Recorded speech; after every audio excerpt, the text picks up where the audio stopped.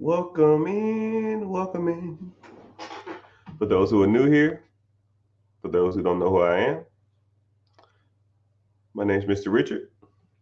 You can call me Mr. R, Mr. Moneybags, Mr. Awesome. As long as you put a Mr. in front. Call me what the freak you want, as long as you put Mr. in the front. A lot of people ask me like where the Mr. Richard thing even starts. Is that what's up? I see you. Damn, that was quick. Y'all hopping in here fast. A lot of people ask me where the Mr. Richard thing comes from. One of my I ain't gonna call her my mentees, but she showed me a lot about buying real estate, and she was a loan officer, and she was showing me what's like debt servicing ratios, and I had no clue what the hell that even was. So I'll keep it kind of short. Debt servicing is when you buy a property, and the property's rent pays for the property. So, for example, you buy $100,000 house and the rent for that area is $1,000, but your house payment is $1,200. If your house payment is 12, but the rent is getting is 1,000, then that's not that's below the debt service amount. And so, flip the script. Is this recorded? No. Hey, I see you. I don't like to call people names out, but I'll say, oh, the F 111. So yeah, so it's um, so there's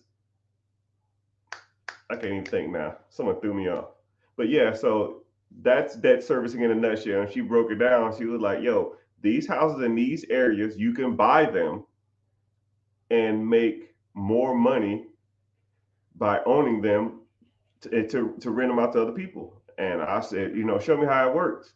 And she showed me like certain areas that are good to buy in, areas that are bad to buy in because the debt ratio or the debt servicing was a lot low or high. And then we kind of broke it down. So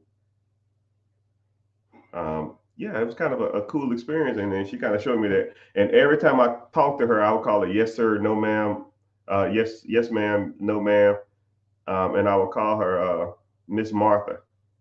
And she was like, you don't have to call me Miss, right? She's old now, man. She's retired. She's been buying and selling properties for like 50 years or something. She's probably like 90 years old. Her husband passed away recently. I should call her and say this up, but she um she's like, don't call me Miss because it made me feel old. I said, well, it's a respect thing. She said, okay, cool. Well, you call me Miss Martha, I'll call you Mr. Richard. And what happens is she said that, hey, Mr. Richard, I have a person who has a property for sale. Go meet them or go call them or they'll call you. She said, okay, cool. They'll call me and they say, hey, is this Mr. Richard? And I was like, oh, yeah, that's Mr. Richard. And then you know, I'm on a little weird rant, but that's how the name Mr. Richard came from because it was like my first mentee or mentor who kind of showed me the ropes on real estate and who introduced me to people and they would introduce me as Mr. Richard. So that's where the whole thing kind of comes from. So yeah. Anyways, how y'all doing? What's going on? I see some people checking in. We streaming live all over social media. We have YouTube's in the house. I really appreciate y'all being there. The number one stunners in the house. What it do though? I see you in there. Instagram got a couple people in here. I see y'all. Let's see where else. The talk has a few people in here, but we streaming all over Facebook, YouTube, Twitch, Instagram, Twitter, and TikTok. So what we're gonna do is today we're going to we're going to do just a straight freestyle. A lot of people always want to ask me different questions, so just comment your questions and I'm gonna do like just rapid fire. I'm as to respect other people's and their questions and stuff like that. I'm not gonna try to go in super full detail. I'll just go kind of hit the subject and then just bounce off. Hopefully, get you pointed in the right direction. But like I said before, if you ever want to get like full details of how you should do some things or how we learn or how other people have learned from these type of experiences, Link in the bio. Join the free class Wednesday 9 p.m. So somebody said, "What should I do with a saved $1,000?" So $1,000 is good money. I'm not going to try to shun or diss any progress that anybody's ever made, right? $1,000, $100, $50, $2,000. I don't give a damn, right? We all start somewhere. I remember joining the military. I had nothing. I had negative $10,000 and a toothbrush and the clothes on my back. So that let you know where I started from. So $1,000, you can do a few things, and you almost might as well say you have no money, because that $1,000 is pretty much probably revolving currency. It's probably money that you use to maintain your lifestyle. You probably go out to the club or buy something to eat or buy some new shoes or get some car maintenance done on your car, something like that with that money. So it's almost like it would be no money. And it's not really a saved. And something else you said too that kind of threw me off is the word save. Don't ever, when you talk around me, we don't, I don't save, right? There's only two things you could be doing with money. You can be spending it or you can be investing it. That's pretty much all it is, right? The money's in your account. It's ready to be allocated to one or two areas. It goes into a pot that you can spend on money on for your daily expenses, or it can be allocated towards investing. I mean, in all honesty, there's really no point even having a savings account. I always somebody said something about Dave Ramsey the other day, and Dave Ramsey says your first baby step should save up $1,000, and I was like, well, why? Or have a savings account? Why? I mean, if you have, I mean, hell, here's a business account right here, you know, with $30,000 in it. There ain't an expense or an emergency that this $30,000 couldn't cover. Most any transactions can be purchased with a swipe. So what are you saving for? Your money. If you need an emergency fund, get a line of credit or a credit card, and don't use it unless it's an emergency. And as soon as you use it, you pay it back the next month. Pay it all in full, or try to. But you shouldn't live off your credit cards. They're only there for emergency purposes. That's just my opinion. Everything else should be in a fund, like a primary checking that you use every day, or in investing. So you have $1,000, cool. That's $1,000 you have in rotational money. Now the rest of your money that you get, so next month or next week or whenever you get paid, you need to allocate money towards investing. Mutual funds, ETFs, stocks, bonds, or putting it aside for real estate or trying to buy a business. And if your credit sucks, you need to be allocating money towards fixing your credit. If there's not enough, make it enough. And a lot of people say, well, Mr. Richard, I'm living check to check. It's hard for me to say. No, it ain't. You are just spending your money on bullshit. That's all. I promise you, I can look at your finances. I can look at the last 3 months of your finances, and I can cut your expenses in half. This coming from a guy who pretty much was living off of my paycheck when I was in the military for the first 4 years was $900. Now, anybody in here want to give me any kind of random emoji? Say they make less than $800 a month? Because I'll wait. Now, you making less than $800 a month, I'll give you some leeway. But if you're not making less than $800, I'll give you $1,000, $1,000 a month. Then I don't want to hear that you have enough money. And I was investing. I was still investing. I was still putting like $400, $300, $400 a month up every month. I just couldn't do the bullshit. I like forced myself. I couldn't do it. I couldn't eat out, couldn't go to the clubs, couldn't go out drinking, couldn't go out spend all my money on all this crap. All I had was the cell phone bill and whatever little rent I had, and beanie weenies and ate shit, and invest the rest. And if you're not willing to do that, especially with $1,000, I don't think you're ready yet. You got to start putting up some money, man. And then once you do get your credit right, then you can start leveraging your credit if you want to do that. You can start going out to banks and asking banks, hey, um, my credit is good. I have a good business structure. Can I get lines of credit? And then you can take those lines of credit and then you can start buying real estate or businesses or side hustles or storage units or whatever you want to get into. So you have different options. You need to start investing more. You need to work on your credit. And then you need to start leveraging your credit to get lines of credit and then taking those lines of credit and then buying stuff that makes money. If that answers your question. But that's what you need to do with $1,000. If you want details, you want me to break it down for you, or you can point you in the right direction on the different types of investments, different types of real estate you can be buying, different types of ways to leverage your business credit, different types of ways, different types of businesses you can buy. Right? I teach a free class, link in the bio. It's called Be Your Own Boss. Free class Wednesday, 9 p.m.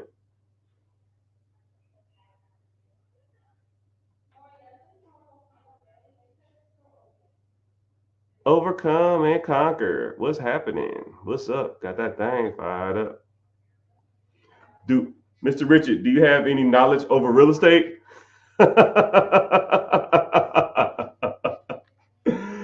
Oh man, there are people out here that think they know what they're talking about when it comes to real estate, but I am a different beast. I've spent countless amount of money, time, effort, and energy kind of perfecting slash mastering real estate. Now, I'm not the best, but I'm a top tier contender when it comes to real estate. So whenever you talk about real estate, you got multiple different ways. You got your own home, then you have investment properties. Then you have multiple different types of avenues when it comes to investments. You have commercial, warehouse, apartments, which are financed as commercial. Apartments is 5 units or more. 4 units or less is considered residential. That means that me or you get financed as a residential for 4 units or less. So quadplex, triplexes, duplexes, and single family homes are financed as 1. So you can buy a 4plex and still get financed as one house. And you put less down too, especially if you occupy it. Then you got what's called syndication deals. That means when you pool people's money together and you buy a property and you make interest, you charge like an acquisition. Acquisition just a fancy word for a buying. You charge a acquisition fee, and you charge a management fee because you're managing the property, and then you charge a disposition, just a fancy word for selling. So you make money on your fees while everybody else makes the profit off the rental profit, off the rent. That's a syndication deal. Then you have wholesaling. When you get a property under contract, you wholesale it to somebody else and make an assignment fee, typically real estate investors. You got BRRRR strategy, buy, rehab, refinance, rent, and repeat. That's the BRRRR strategy. You have bird dogging when you find properties for investors. You have lease options. Whenever you buy a property from somebody else and you lease it to somebody else with the option to buy it, but you take their lease and recoup all your expenses. You got bandit signs, you got tax liens, you got tax deeds. I could go on for days. You got Section 8. There's multiple different ways to make money in real estate. If you want to learn them all, click the link in the bio, join the free class. I can sit and talk about this stuff all day. Someone said I'm going to join. I see you. Let's join. I see you there. But that's a great question. Do I know a lot about real estate? Shit, I made a small fortune in real estate. And you know what's crazy is me and Miss Martha, she was a loan officer. And she would get people calling and saying, yo, I need to refinance my house. And they wouldn't get qualified for a refinance or a HELOC. So they was like, okay, well, you can't get the money to, you ever thought about selling? And he's like, yeah, you know what? I will sell it. Does it need a lot of work? Well, yeah, it needs work. That's why I was going to use the money to fix it up. I said, well, I got a guy who will take the property as is, and you ain't got to do nothing to it. Oh wow, I was going to cash out like 30 grand and fix it up, but if he'll take it, the way it is, I'll do that. Cool. His name's Mr. Richard. Hey, my name's Mr. Richard. What's going on? Yeah, I got this property for sale. Okay, cool. I'm looking up this property. Cool. Everything in your neighborhood is selling for $100,000. How much work does it need? About 20, 25. You mind if I look at it? Yep. According to my estimate, need 30,000. So I'll give you 40 grand cash. I'll give you 40. I'll put 30 into it. I'll refinance at 80. I make 10. Or I sell it for 100 and I make 30. All day. That's how we do it. All day long. Thank you for the gift, whoever gave them. Thank you for the gifts. And also, too, I'm streaming all over social media. We got some people on Facebook. We got people on YouTube. We got people on the gram.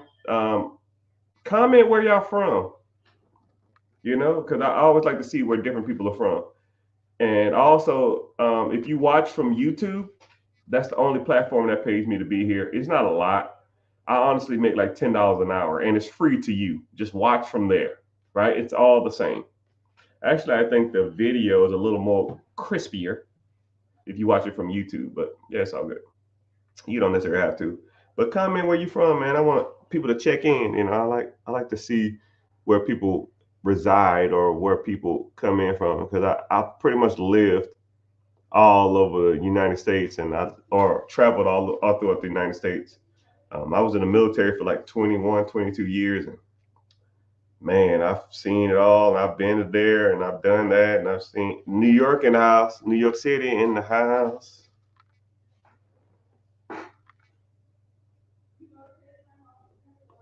Someone said, is there someone imitating me? Yeah. So if you ever get a message from a profile that looks like me, it's not me. Just block them. Especially if they're talking about some crypto or something like that. Gainesville, G-ville in the house. Miss Red.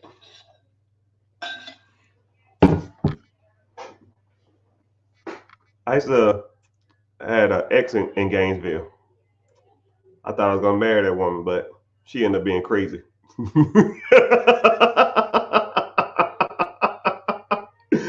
No, man, I'm joking. We just, life, you know what I mean? Life happened. It is what it is.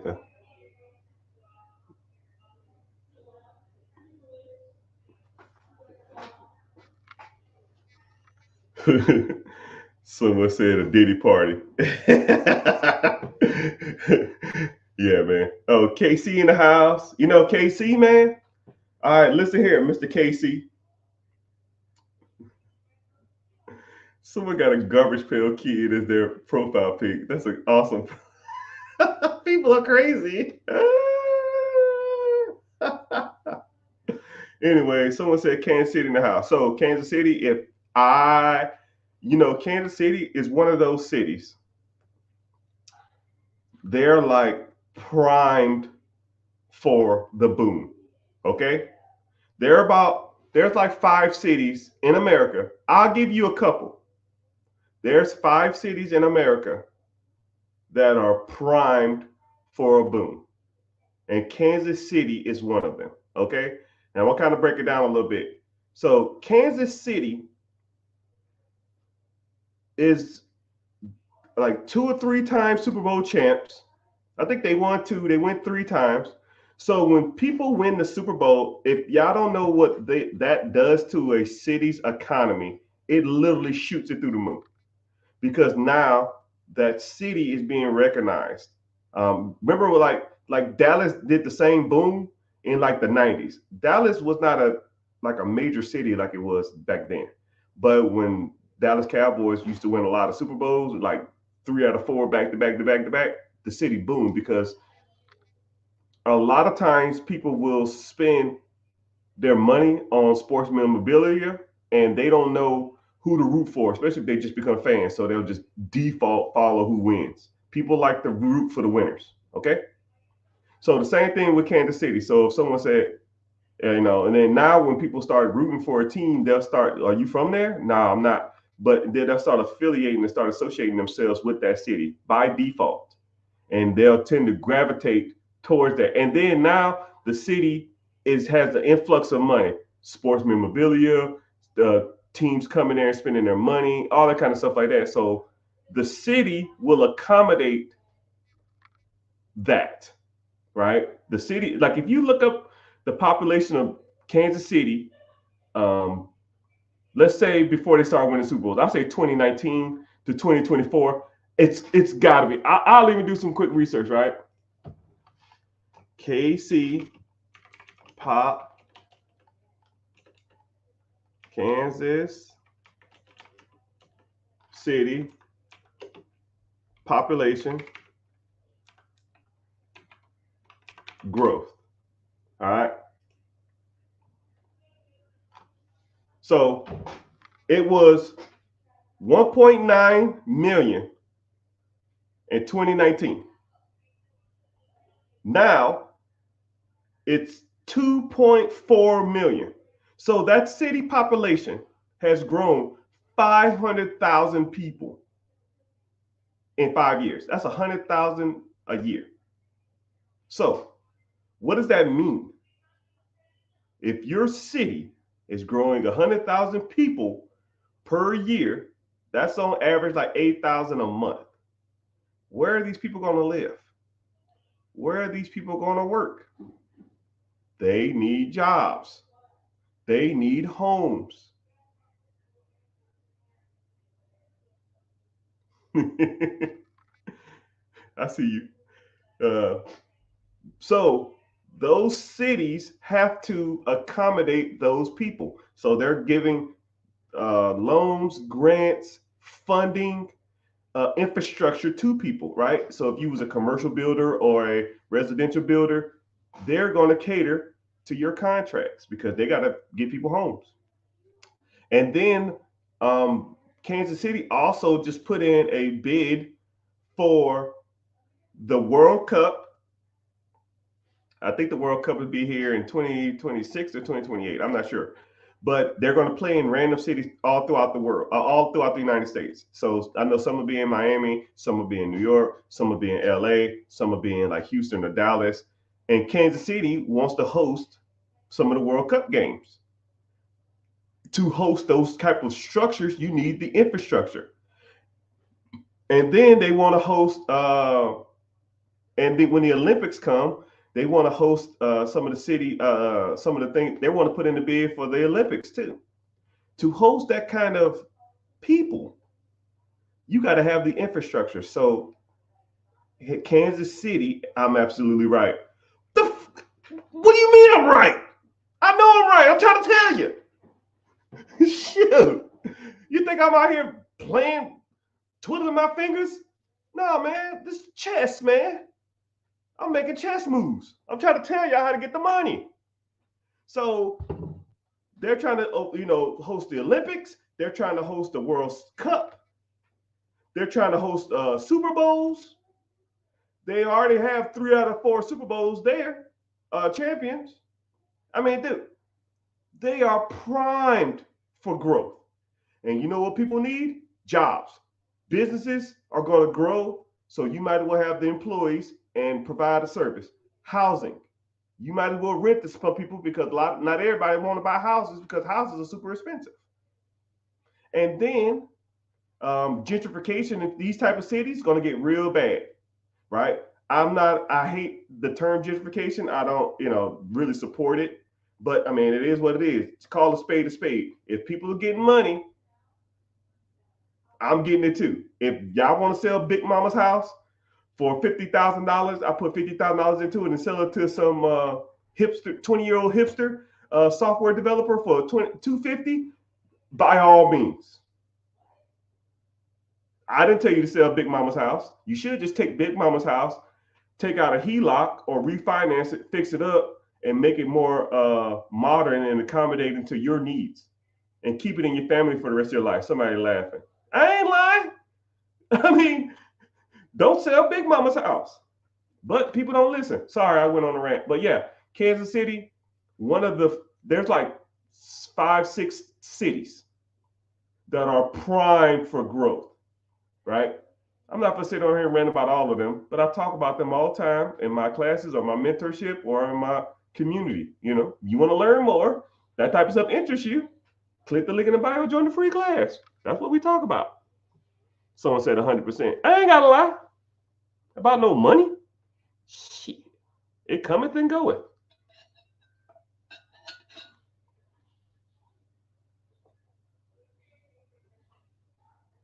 Someone said I like the drip.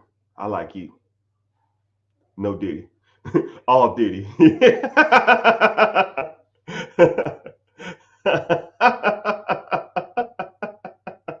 like the drip. I like you. All Diddy. No, I'm just playing.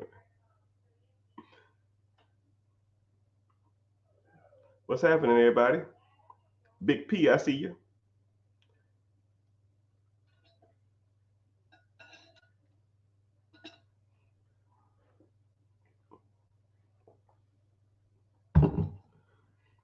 Someone said,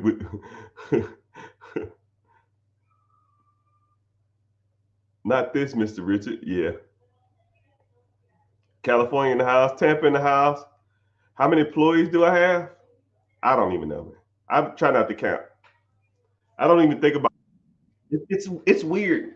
It's weird. I'm gonna tell you something else too that's weird. Like any type of metrics that measures my success, like I stopped counting. When I hit $1 million, when I was an official technical millionaire, I was 2013 or 2014. I don't remember the year. I remember it was October, but it was 2013 to 2014. I called the missus in, and I was kind of old school, right? I had like ledgers, and I would add up all the money I had, all the real estate I had, all the income I had, all the debts I had, and then I would put all the debts I had, right? And then I would have like a ledger, but it was all on like a computer, but it was all just typing, but I would write it out too. And I did it, and I submitted it for that. I did it like I call it a year in review. I would review all my finances every year, right? And everybody in here should be doing the same thing. You should step back and say, hey, I have this house, I have this car, I have these bills, I have this debt, I have these credit cards, I have this credit score. And you just put it all on a piece of paper. And then set a reminder in your cell phone to come back in a year or 6 months and see if you're progressing. If your credit score goes up, if your credit score goes down, if your net worth goes up, if your net worth goes down, if your debt goes up, if your debt goes down. And a lot of people don't do that. A lot of people just don't sit back and reflect on bettering themselves, right? You need a standard or a metric that you use, and then you build or grow from there. If you have no starting point, how are you getting ahead in life? Like, man, I want to get ahead in life. How do you get ahead when you have no start? Start somewhere. You starting here? Cool. How much money you have? I don't know. Cool. How much debt you got? I don't know. Cool. What's your credit score? I don't know. Okay. Well, you have any assets? I got some new Jordans. I got the new Jordan 11s. Man, you'll get the fuck out of here. I was in a shoe store earlier today, and the dude was like, it was one of those shoe stores where they sell like specific shoes, like really expensive shoes. And my daughter wanted some fours. They were like $300. I said, girl, I ain't paying $300 for some shoes. And she said, I like these too. I said, Concords, man, hell no. I don't like Jordan 11s. Them things suck. And the guy like turns around, look at me like, bro, you don't get the fuck out of here. Man, I'll buy this whole motherfucking store and shut it down and burn all these damn shoes. You better get the hell out of my face with that trash. You might not. You might want to check the bank accounts. Somebody said, "What was my Savannah in the house, California in the house, New Jersey in the house, North Carolina, Mobile, Alabama, one of those cities. North Carolina, one of those states. New Jersey, one of those states. Savannah is a sleeper. Savannah is like a cheap man's Charleston. And the cost of living almost reflects it too. But that's just me though. But I could talk all day about different cities and stuff, man. I promise you. but I'm not going to do that.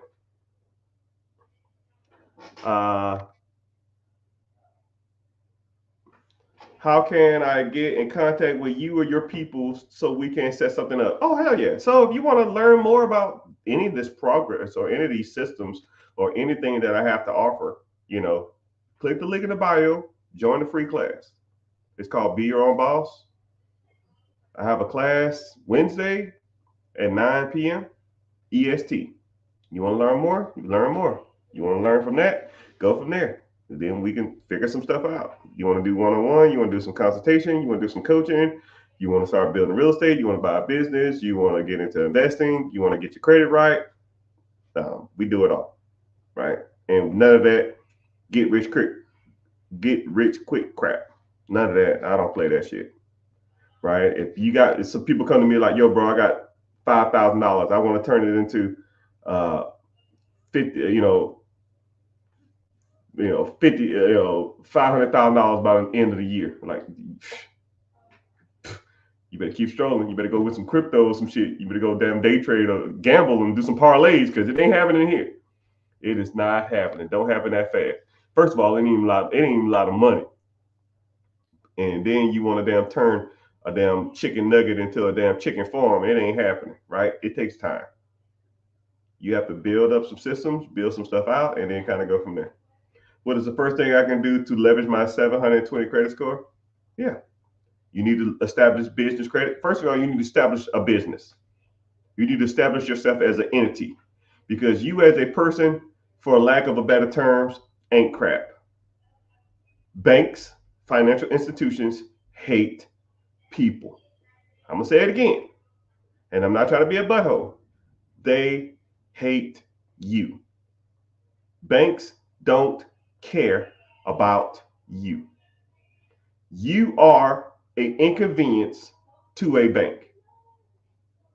A bank's job is to do one thing.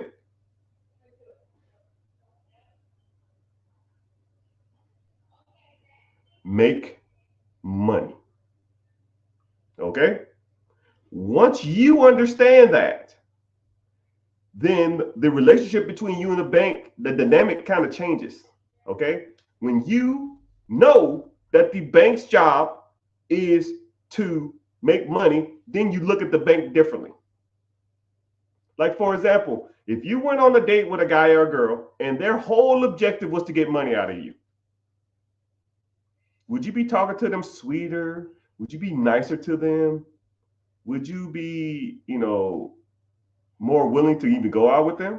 If their whole objective was to get money from you or to take you back to the house and have some happy time or something. If that's the whole objective, like they don't want to get to know you, they don't care about your family, they don't care about your thoughts, they don't care about your dreams, they don't care about your goals. If their whole objective is, hey man, I'm just trying to take this person home and have happy time,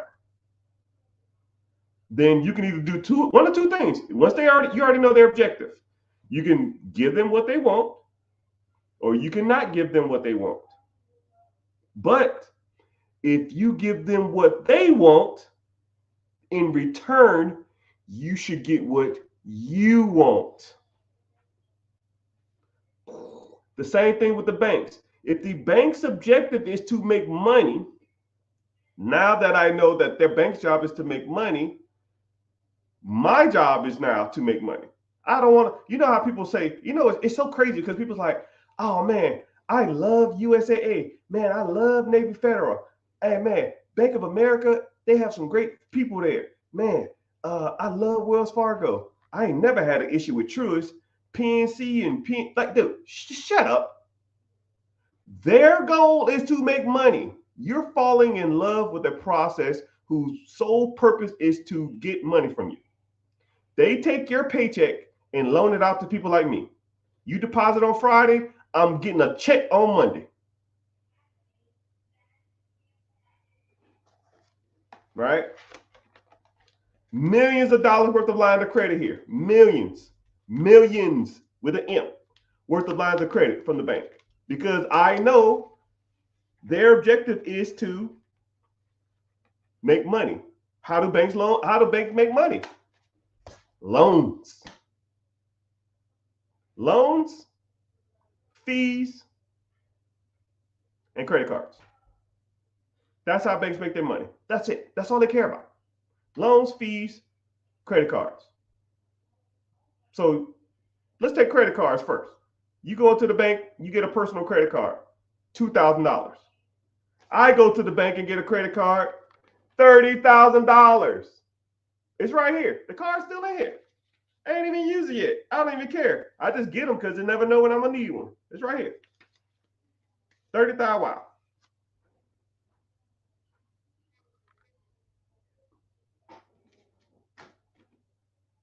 You go get $5,000 and it shows up in your credit. I get $30,000 and it don't even show up on my credit. Now I can take that $30,000 and I can go buy a property or renovate a property, or I can take that money and buy a business, or I can buy some storage, put down payment on a storage unit, or put down payment or buy a whole vending machine route, or buy a tow truck company or something. Whatever makes money. Because like I said, their objective is to make money. Once I know their objective, now my objective is to make money off of them. You go to the bank and you get your $5,000 credit card and you go buy clothes and Gucci and shoes and go to the club or take a vacation. If their job is to make money off of you, why are you not making money off of them? You're taking their money that they're making money off you and you're buying stuff that doesn't make money.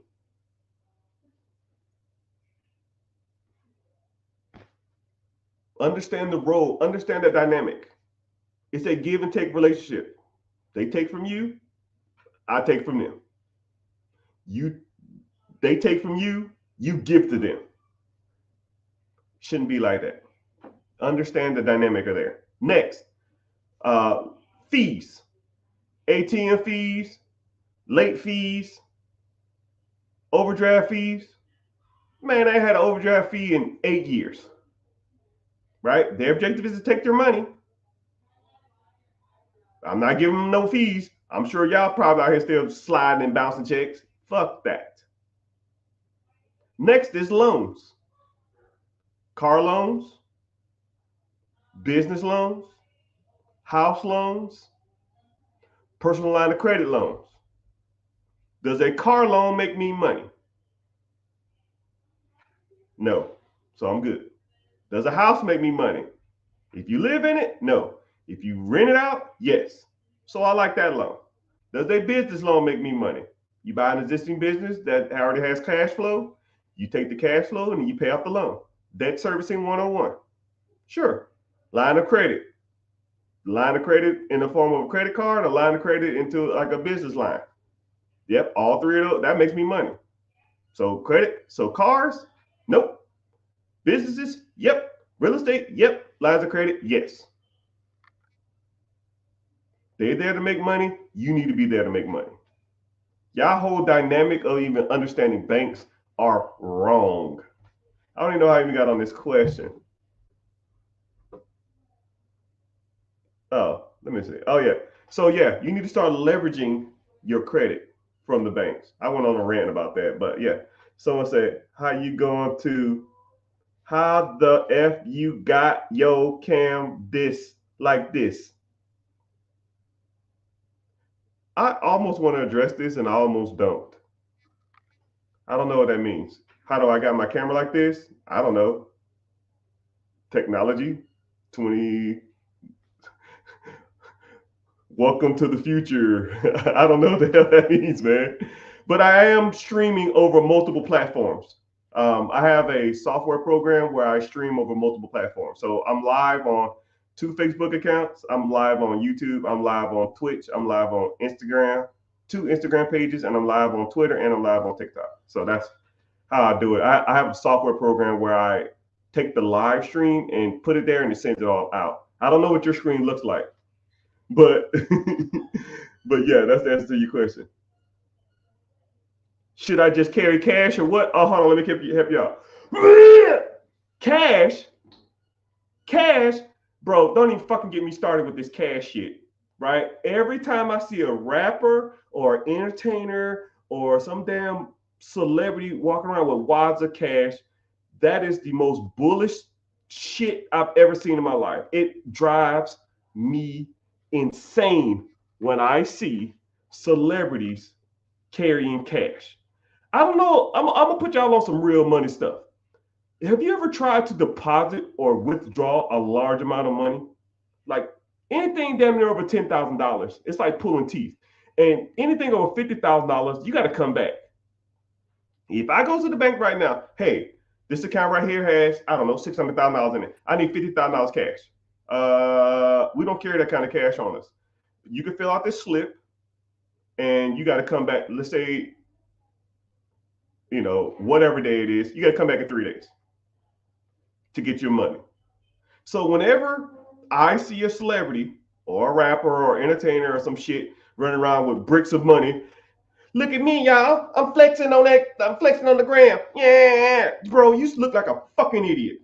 Because how the fuck are you running around with that kind of cash? And then what's crazy is I've been places and I've tried to either deposit that kind of cash or I've tried to buy stuff with that kind of cash, and them motherfuckers will laugh my ass straight up out the store.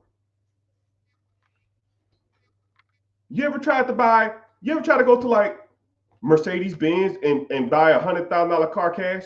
Them mother cluckers will literally laugh you out the damn store. They will say, yo, bro, we can't take this. Nobody's taking cash. And then when people tell me, oh man, that's the street life. That's how they roll. They must have been paid in that kind of money. You know how dumb that sounds? You know how dumb that sounds? It's almost like as dumb as it sounds. You ever watch the movie Ray Charles? The movie Ray? I'll give you a quick synopsis if you haven't. In the 1960s, Ray Charles used to he used to go on tour. But the manager would have to pay Ray in ones, right? He'd be like, yo, man, you owe me $30 in ones. So he would have to stop what he's doing, go to the bank, get $30 in ones, and then take it to Ray so Ray can count it. 1, 2, 3, 4, 5, 6, 7. And after like the third trip, he handed Ray like, hey, my check is $40. He gave him 2 20s. Ray said, what the fuck is this? This is $2. He said, nah, man, it's 2 20s. He said, nah, man, I like to be paid in ones. He said, bro, I'm not fucking going all the way out of my way to go get 40 ones and singles. You gonna have to damn just suck this shit up. That's the same thing I see in today's age. What if the person got paid in cash? Who the fuck's running around with $10,000, $20,000 in cash? Who? No one. And if a celebrity says to me, hey, Mr. Richard, I want to come on your platform. I want to do an interview. Pay me $10,000 cash. I was like, you know what? You can piss off. I'm not fucking going to no bank and ask for no $10,000 cash. Get the fuck out of here. That's just, get out of here. That shit don't even make any sense. $10,000 cash? Now I got a damn, and every time you do a transaction over $10,000 at the bank, it sends a notification to the FBI and to the IRS. So now I'm going to get audited because some fucking rapper wants to be paid in cash so he can flex on Instagram in front of some damn his honeys and his posse. Get the fuck out of here with that shit. That shit is fucking stupid. It makes no sense. And you're not going to sit here and convince me or tell me otherwise. All y'all can kiss my ass. And if you don't agree with it, peace out. Because that shit is stupid. We need to do better as people. Instead of running around trying to flex all our damn money on Instagram, buy these big ass, stupid ass chains, trying to get the latest and greatest of all this other kind of shit, And then the bad part about it is it's all trash, right? Don't even get me started. Y'all gonna get me upset. Y'all gonna get me upset with that shit. Y'all gonna get me upset. And then the bad part about it is you want me to real flex? Watch this. This is a $60 hat. This is a $900 shirt. This is a $12,000 watch. This is a $400 titanium band. That's a fucking flex. This is a $1.2 million home. You don't see no fucking jewelry. You don't see stacks of cash. And I think I have some emergency money floating around here. I don't even give a fuck about it. I don't care. Cash is trash. Cash flow and lines of credit is the way of the future.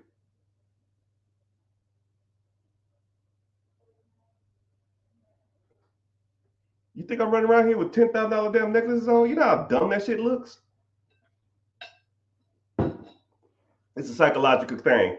People have to show their wealth to people to be validated. If you really want to get to some history and some knowledge, you can use my Harvard education and kind of show you what y'all really damn showing all y'all damn wealth off for. Because after slavery was abolished to differentiate the poor Negroes and Negroes with class, they had shoes. Really, really broke people didn't have shoes. And really, really rich people or had their papers or who was free had shoes. That was one of the deciding factors on the wealth class. And then there it starts. A lot of people say, well, why the fuck we put so much emphasis on shoes? Maybe it was indoctrined from slavery, right? Maybe we have to one up each other just to show that we have success, or maybe that we are not better off than others. I don't fucking know why we put so much emphasis on shoes and jewelry and all that kind of shit like that, right? But I can almost revert back to Jim Crow laws and stuff too, but I'm not gonna get into it. Let's just say we need to quit. What should one keep their money in? Real estate and businesses and investments. Your money should be making you money every day, all day while you're sleeping. If you woke up and your bank account was the same amount it was yesterday, you are messing up. You know, a great quote. If you're gonna go to bed broke, you shouldn't have took your ass to sleep.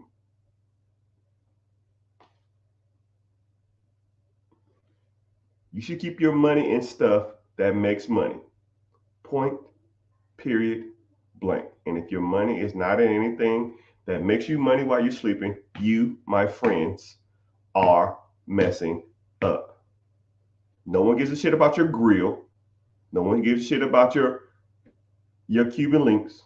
No one gives a damn about your bedazzled fucking Patek Philippe. No one gives a damn about your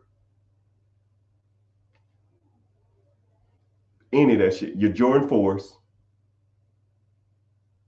No one cares. I'd rather have $10 million in the bank and look homeless than dress like to have $100,000 worth of clothes on and no money. We got to get out of this shit, people. My people's, we got to get out of that shit. We got to. But, hey, whatever. What do I know? Someone said, what was my MOS and branch? Well, first of all, MOS is Army and Marines. I was in the Air Force. My AFSC was 2 Alpha 672 aircraft mechanic, for lack of a better term. I'm not going to go into detail about it. Man, shit done got serious. As a real estate investor, I need to sell Big Mama's house. Yeah. Keep selling Big Mama house to the investors. We'll take them. And then y'all gonna be living in some apartment in 5 years from now, paying rent to somebody else. When you took Big Mama's house and then you go pay off a car and buy other dumb shit.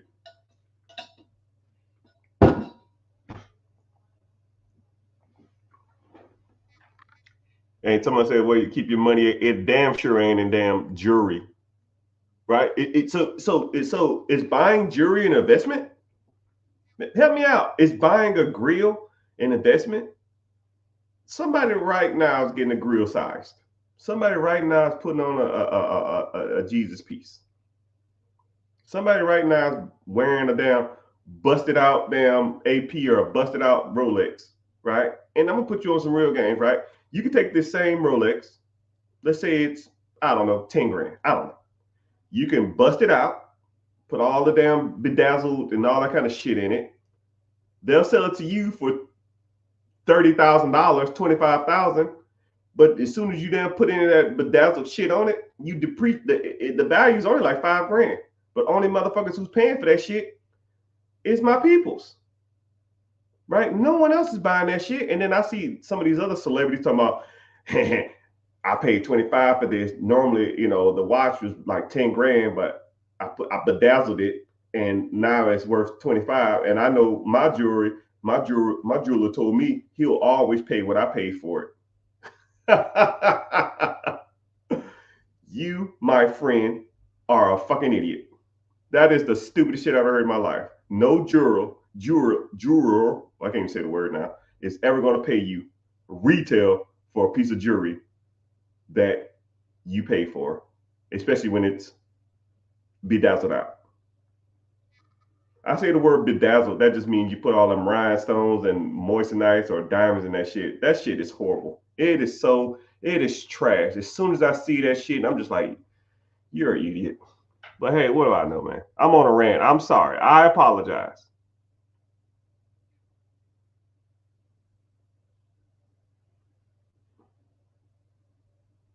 Someone said the best way to invest $30,000. I would do a couple things. One, work on my credit, and then I would deposit the $30,000. Let's say you had $30,000 into your checking account. If you invested $30,000, then if you put $30,000 into a property, then the $30,000 is gone. Put you on some more game. Let's say you put $30,000 into a brokerage account or to a ETF or a mutual fund or index fund. And then now that account is drawing interest, you can go to the bank and you can take a loan out against your stocks. It's called a portfolio loan. So a lot of people don't even know that's a thing. How do you think rich people buy shit? You think Jeff Bezos or Elon Musk or Mark Zuckerberg sell their fucking stocks in their company to buy a house? No. Because if you sell stocks, it's called a taxable event. If you sell some of your stocks, you pay capital gains tax on those stocks. So what really rich people do, or just regular rich people like myself, you borrow against your portfolio. Debt is non-taxable. It doesn't trigger a non-taxable event. So if I have, let's say, $10 million in an account, and I go and say, hey, I want to borrow $9 million, they're going to give me a line of credit for $9 million. Now I take the $9 million, my payment on $9 million is probably going to be $100,000 a month or something. But let's say I bought a business or I bought some real estate and the profit from that is $200,000 a month. So I take two, I give the bank back one, and now I keep one, $100,000 profit. I made $100,000, the bank got their interest, and then my portfolio of stocks is still drawing interest every year for the rest of my life. That's how the rich get richer. Not taking your cash and go buying some dumb shit or go buying something and trying to make it work. That ain't how the game works, man. That's just one technique, right? But we could talk about those type of techniques all night long, all night long.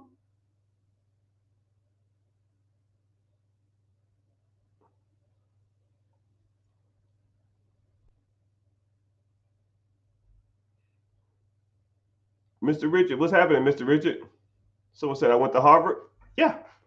I'll look. Actually, I was here. Actually, I was in here right now. Actually, I need to finish. Look, boop. Look, I'm logging in.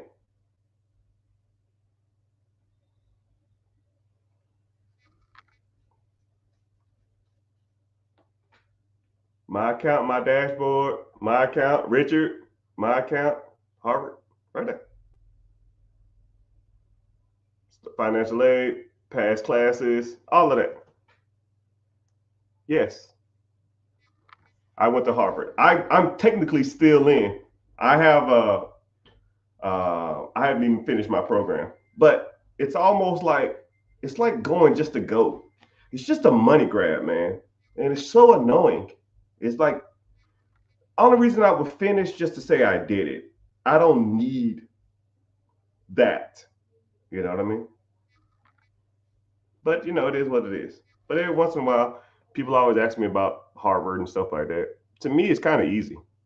I mean, I sit here and talk. I talk college level slash master's level slash doctorate levels understanding of money to you guys damn near on a daily basis. I mean, all I'm doing is pretty much as soon as they give me a project, I just put my phone on speaker and I speak into the phone and I can do my discussions comically easy, you know. Someone said, what would I be without my military experience? Homeless, man. The military is the best and worst thing I've ever done in my life. But you know what's crazy about the military is? The military is like the bank.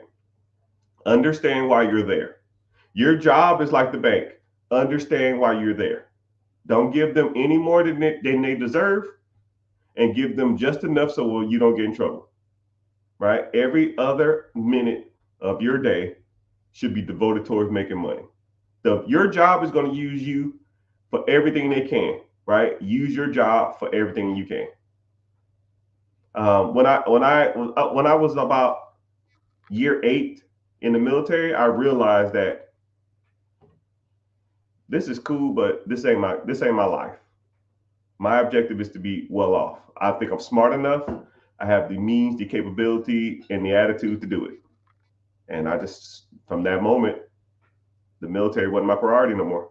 And a lot of people, when I was in the military, would like give me crap for not like, you need to be more gun ho. I was like, no, I'm good. Like, dude, you can have this shit, right? I'm not gonna break my neck. The military don't give a damn about you. And as soon as I got out, nobody, one person I knew reached out to me, right? The military kind of don't. They don't give a damn about you, right? You just a number. And if y'all don't care about me, why should I care about y'all?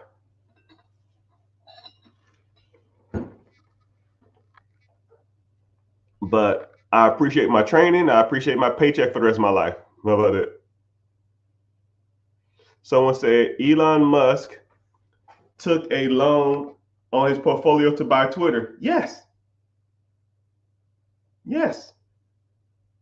He didn't sell. Say if Elon Musk had $200 million worth of Tesla stock or some shit. I don't know.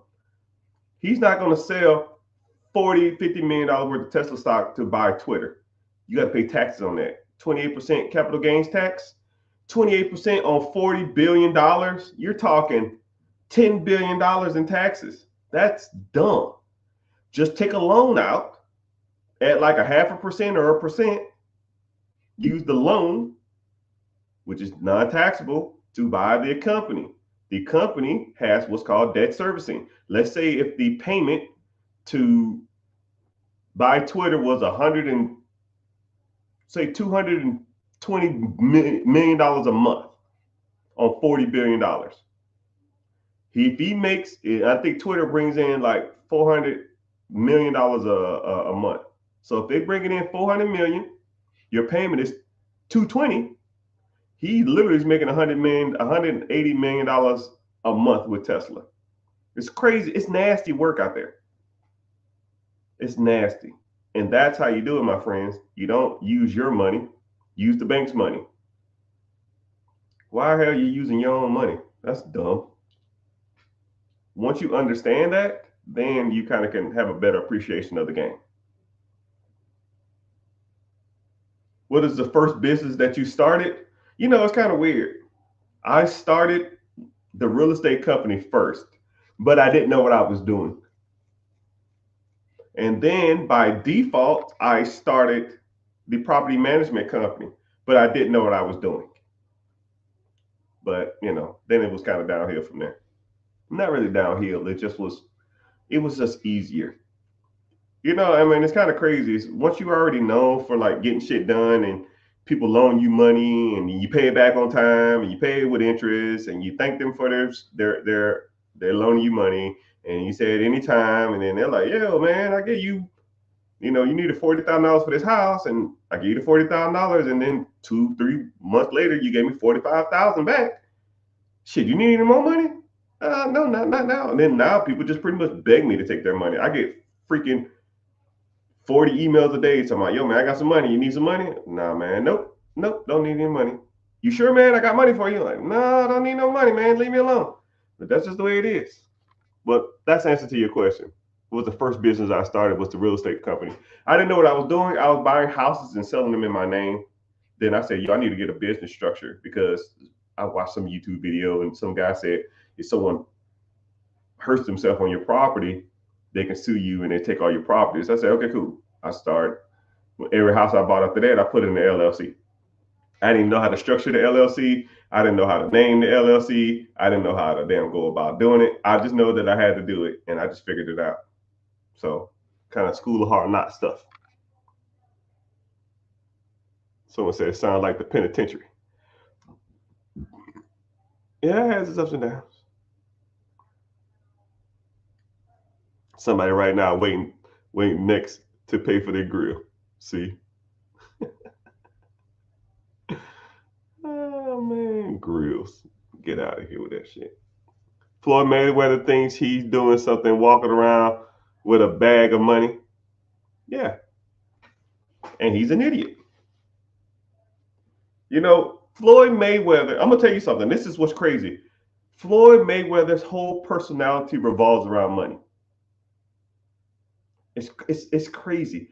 It's almost like I'm trying to think of somebody else who's like that. It's like if they're not flexing how much money they have, then they have no personality.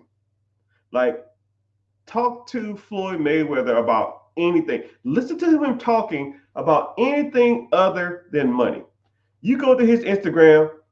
Next, I got this new Jacob and Coach. I got $100,000 in the bag. I got 7 of my new cars. I'm on my new private plane. I got a new watch. Bitch, didn't you just say that 4 posts ago? Cool. I just got a bag full of money. Didn't you just say that 4 posts ago? Hey man, I just got this new house. I guess that's different. Yeah, I'm on my private plane going to motherfucker, bro. Give me some substance.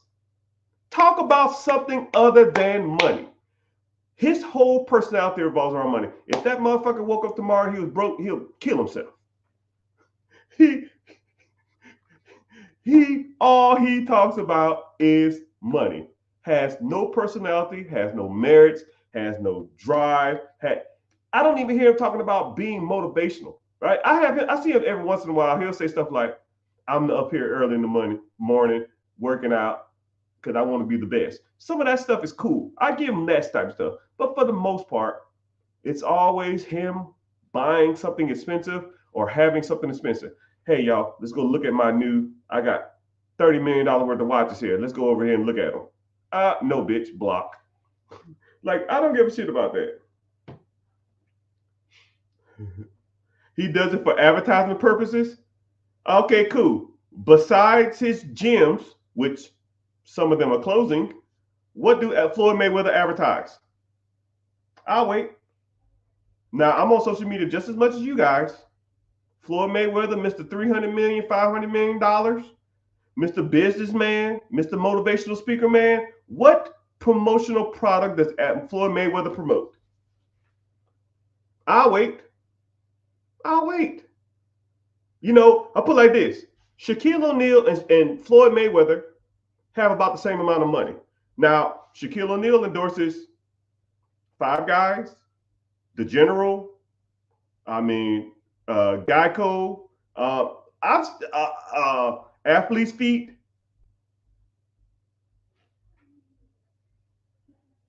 If you're using your social media for promoting, Shaquille O'Neal promotes on his social media sites.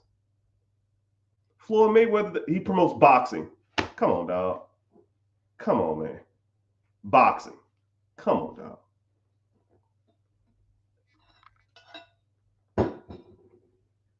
Let me guess. The Canelo fight? Nope. The Tank fight? Nope. Or the Ryan Garcia fight. He promoted that on his site?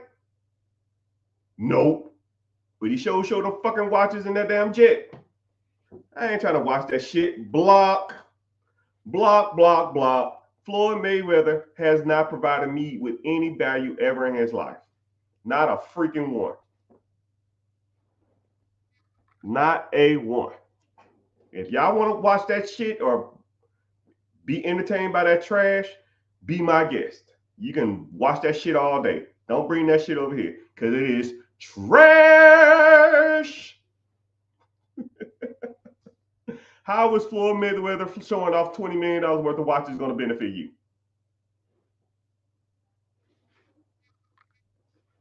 And the fucked up part about it is how Floyd Mayweather promoting his fights is going to help you. Are you going to pay for it on pay-per-view? Do you pay for celebrity fights or pay for pay-per-view fights? If the answer is no, so why the hell are you watching him? To watch his jets? To watch his cars? I think y'all need to reevaluate the type of people y'all idolize. That's one of my problems with social media, right? That's why I talk shit about people, because we worship and idolize the wrong people. I don't want you to worship anybody. Don't worship me, right? If I fuck up, call me out. But what I will give you this. You ask me a question about money, I won't refer it back to things that I bought. It's going to be things that I want you to have, right? This is not a me problem. I don't get on social media just to talk about me. I'm here for you.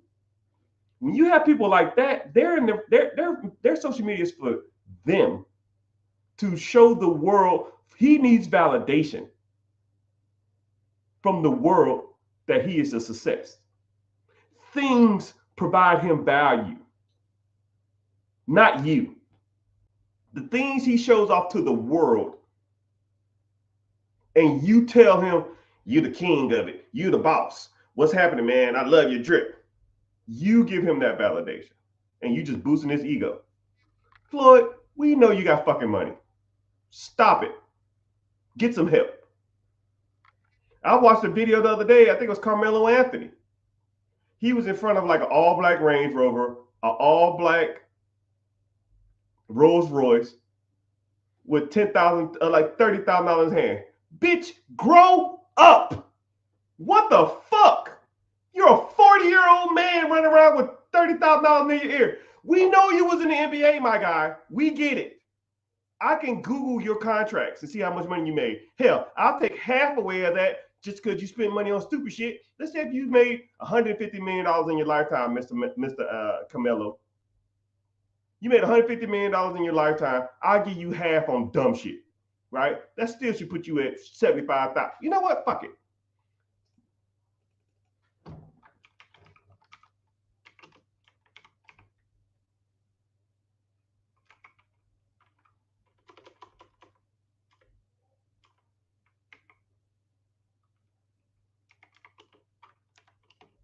Lifetime earnings. Carmelo has made $262 million lifetime. Okay, I'll give you half. I'll say Lala took 70 million and you spent the other 90 million on bullshit. That still should leave you with $130 million. We get it, Carmelo. You got money. Do you need to run around with handfuls of cash to your ear? You're 40 years old. Grow up. Nobody cares, right? But people like that do that for themselves so you can validate that they're still relevant. He's not in the NBA. He don't probably get all of the people coming up to him. Hey man, let me get your autograph. Let me hang out. Let me get a photo. Let me get an autograph. He probably don't get that no more. So people like that who used to all that attention since he's fucking 15 years old, now he's damn 40, not getting all that attention no more. They do stuff like that on their social media to get validation in their comments. Stop it when I'm lying. I call out anybody. Do you need to do that? You're a fucking grown up. But hey, what I know, now the people gonna come for me. Don't talk about Carmelo. Man, all y'all kiss my ass. Fuck that. That's just trash. Trash. Right? What I think about NVIDIA stock, is water wet? It's like the number one, not only the number one tech stock, it's the number one stock in the nation, probably for the last 18 months. If anybody hasn't invested or even know about NVIDIA, you've probably been living under a rock or you're just oblivious to what's going on in the world, right? I don't tell people what to do with their money because I'm not a financial advisor. I can't advise anybody on anything. I'm just good with money and I've been like that my whole life. If you don't know what NVIDIA is, you might want to do a little research. I think over the last, you know what? I will not tell a lie. And you spelled NVIDIA wrong, but it's all good. Today, over the last, let me see where we at. The last year, it's up 200%. The last 5 years, last year is up 200%. That means you put $1 in it, you doubled it. Actually, 100% gains would be a double, so you pretty much tripled it, or you doubled your double. It's kind of a weird concept. So if you put $1 in, you would double your double, so 200%. Over the last 5 years, it's up 3,000%. 3,000%. There isn't nothing like that. Someone said, I see the new Meta stuff. Man, screw Meta. Meta's okay if that's what you want to do. No, I'm not into that crap.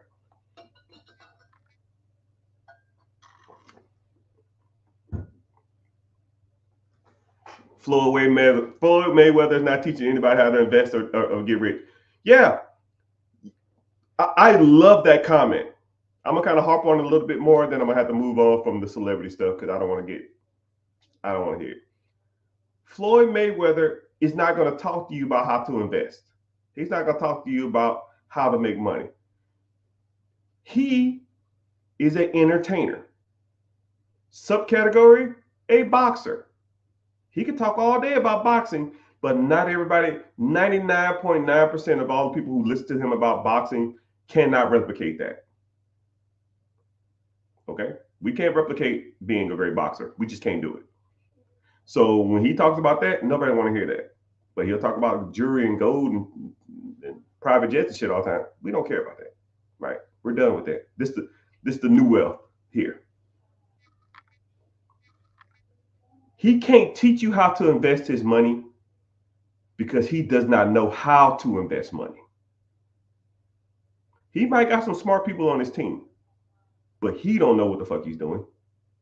He doesn't invest money into stuff and see how it goes up and down. His team probably can sit there and talk to you all day about it. He can talk about how he made his money, not how to make money. And that's where the divide is with, and that's why I don't idolize celebrities when it comes to money. Right? Oh, Jay-Z's a mogul. Jay-Z's a great businessman. No, Jay-Z's a fucking great rapper. Now, can you rap like Jay-Z? No. So why the hell am I listening to Jay-Z about how to make money?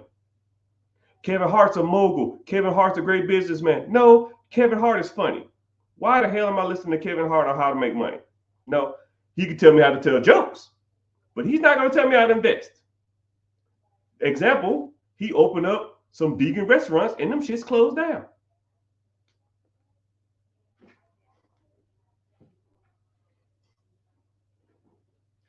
I'm not listening to him when it comes to money. I'll listen to him how to sell jokes and how to damn sell out arenas. But I'm not going to listen to him as a businessman. Shaquille O'Neal. Shaquille O'Neal is a great businessman. He invested in a lot of businesses. No, he took the $300 million of earnings and he bought some stuff that worked out. And I'll give you that. Now, if you want to teach me how to take $300 million and invest it in something that works out, fine. But I ain't got $300 million. Anybody in the chat got $300 million? No. So why the hell am I listening to Shaquille O'Neal how to do that? Now, if he tore his Achilles when he was 17 years old and didn't make it to the NBA and then took $50 and turned it into a multi-million-dollar empire, cool. Now you got my vote.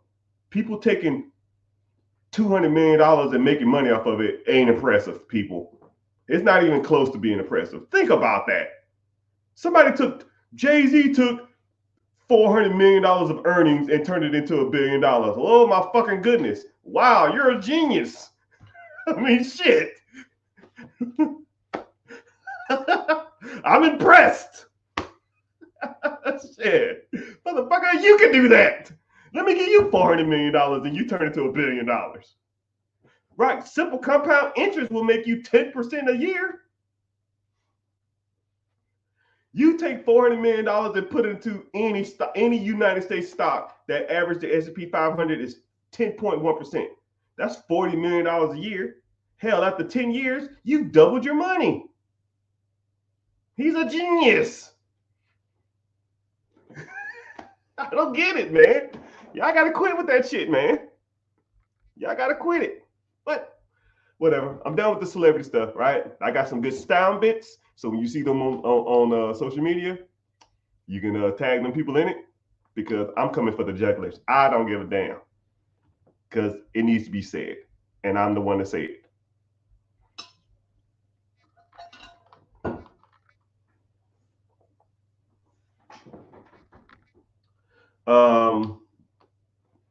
What's wrong with putting NVIDIA? So one thing about NVIDIA is an individual stock. You ever heard the expression, never put all your eggs in one basket? NVIDIA is cool and NVIDIA has high potential, but NVIDIA is one stock. If you're going to invest, in my personal opinion, you should always be diverse, right? If you get into a mutual fund, an index fund, or ETF, you are diversifying the portfolio, right? If you get into a S&P 50 stock or ETF or something, you're investing in 50 different companies. If one of those companies fall off the list, then another one will replace it. You are automatically diversifying. You don't have to watch it, right? I'm like, I set it and forget it. I don't know if y'all remember the rotisserie cooker when y'all was kids, right? You put the rotisserie chicken in it. What was the slogan? Set it and forget it. That's how my portfolio is. I put money in it. I thought about it. I put my money into it and I let it ride. And we're out. Right? I'm not going to be sitting here, oh man, let me track I have a stop loss and all options and the future calls. And man, I ain't got time for that shit. Right? No, I got time for that. So I don't do that. I don't really sit back and watch and do that type of stuff. What can I do with good credit? So a lot of people always ask about credit. So one thing about credit is to get into credit, you have to understand credit. And to understand credit, you got to understand what good credit is. A lot of people don't even know what good credit is. A lot of people think they know what good credit is. Hell, let's do this. What credit score do you feel is a good credit score?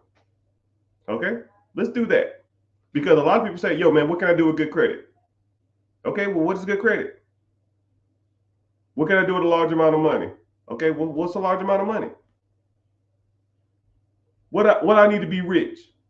Well, what's is rich? You know, once I ask this question, the comments are going to get crazy. Hey, I see you, man. Damn, you have you look like a European model. Got this long hair, man. I ain't had hair in 12 years. Some people said 750. Somebody said a 680. Somebody said a 800. Somebody said a 700. Somebody said a 650. Somebody said 750 or up. Somebody said nothing less than 820. Somebody said at least a 750. Somebody said 700 better. So, what's that tell you? Everybody's wrong. It's not even the fact that everybody's wrong. It's that there's no metric or no standard for good. Because you say good, somebody else says bad. Somebody else says mediocre. Someone else says good. Someone else says bad. Someone else says mediocre. The metric is this, right? I kind of say this a lot, but I'm gonna put you on some game. The credit is good for the use you need it for. Okay? It's almost like, what's a good car? Well, are you going to work or are you hauling bricks? What are you using it for? If you're going back and forth to work, Yes, this is a good car. Are you hauling bricks? Okay, this car is not going to be a good car to haul bricks. You have like half the equation right. You have to understand that good credit is only good for what you're applying for. If the car lot you're going to needs a 580 to get that car and you have a 620, then you have good credit or good enough credit. If you have, if you go into you try to get a McLaren or something, and you go to a dealership and they say you need a 700 and you got that 620, getting that Honda, you probably could have got the Honda, but you're not going to get a McLaren. So good is almost subjective. You have to understand what you are going for first, right? I say this a lot. Know what you're going for first, then work your credit to those numbers. If you are not going for specific things, then you're using your credit wrong. Okay? Know what you're going for. That's your target. So you say, what can you do with good credit? I don't know what your credit is, man. I don't know what you think good credit is. So that kind of answers my question. What's happening? I'm gonna buy a house from you. I see you. You probably just kept strolling though. At least say, hey, 13. Hey man, how do you edit those videos, man? That's pretty impressive. I'm gonna speak to you every time you come in here until you say something. You probably just strolling through though, but it's all good. Let me see. What am I gonna say?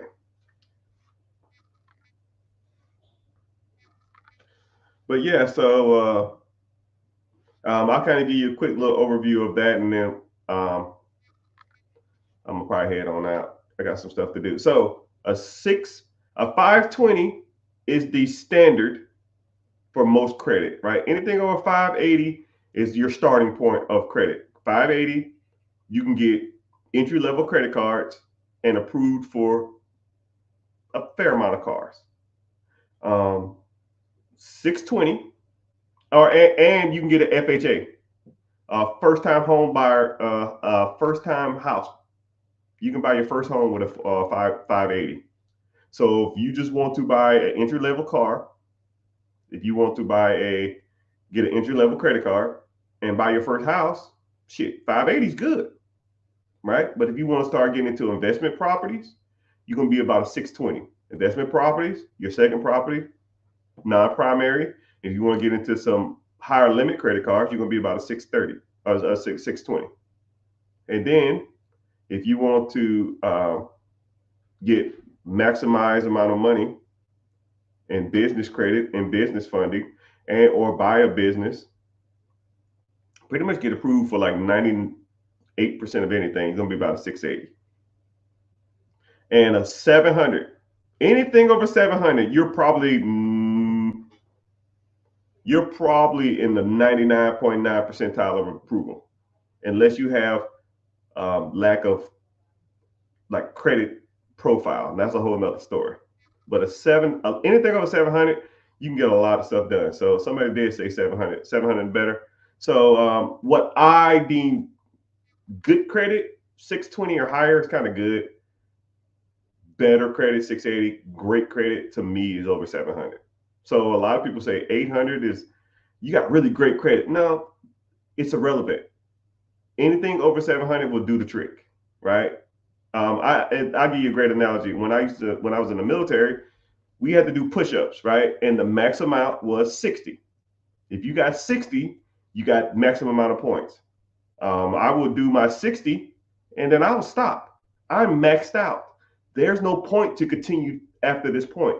But I would sit there next to people and they would do 90. And I was like, well, why you do 90?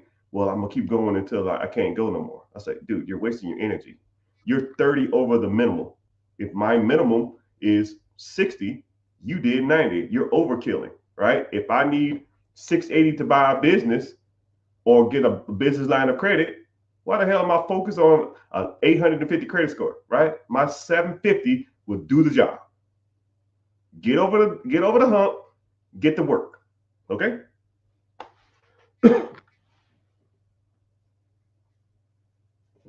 But yeah, so I hope you found value in this. Somebody just commented, just go, Santiago. You're a little late though, but glad y'all came in. Follow me on YouTube. Make sure you turn that follow button on. You get your notifications on every time I post. I post a lot though, but it's like a default post. But you can always see when I'm live. Um, Thank you for watching. And do you need an LLC to rent Section 8? No. I would have one though. But if you want to learn more about that, click the link in the bio. I'm talking about real estate, buying businesses. Link in the bio called Be Your Own Boss. The class starts Wednesday, 9 p.m. EST. Okay? 9 o'clock EST. Link in the bio, join a free class. And you can learn more about these processes, your credit. You want to get your credit repaired, you want to get your credit fixed, you want to get business credit, you want to buy businesses, you want to buy real estate. The whole shebang, you want to invest, ETFs, mutual funds, brokerage accounts, all that shit. We talk about it, right? I hate to cuss, sorry, auntie, but that's just my natural status to profanity. You know, they say people who cuss are smart. I guess I'm a genius. Ah! Make sure you follow on all social media. And later, dudes.